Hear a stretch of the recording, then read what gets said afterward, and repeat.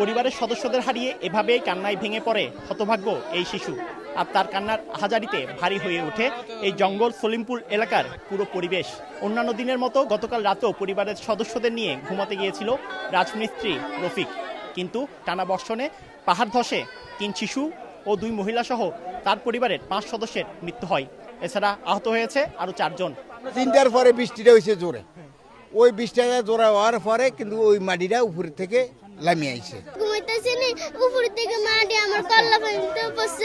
আমার কাকা আমার যত টানে বাইরেতে পারি না, আমি এরকম 8 বাইরে ছিল।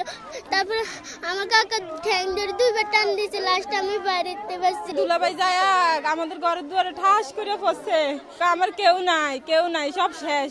থাকার কোনো জায়গা না থাকায় অনেকটা ঝুঁকিপূর্ণভাবে পাহাড়ে বসবাস করে এই এলাকার সাধারণ মানুষজন।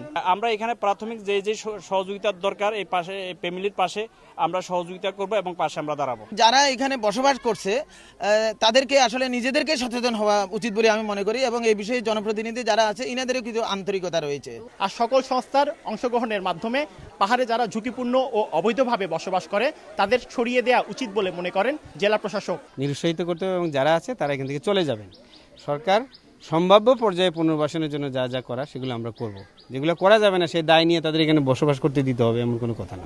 গত 10 বছরে এই জঙ্গল সলিমপুর এলাকায় পাহাড় ধসে 25 জন মারা গেছে।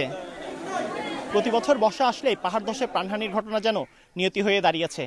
এই প্রাণহানি ঘটনার পর ঝুঁকিপূর্ণভাবে যারা পাহাড়ে বসবাস করে তাদের সরিয়ে ক্ষেত্রে প্রশাসন কি ব্যবস্থা নেয় তা এখন দেখার বিষয়। চট্টগ্রামের সীতাকুণ্ডের জঙ্গল সলিমপুর এলাকা থেকে পার্থপ্রতিম বিশ্বাস, সময় সংবাদ।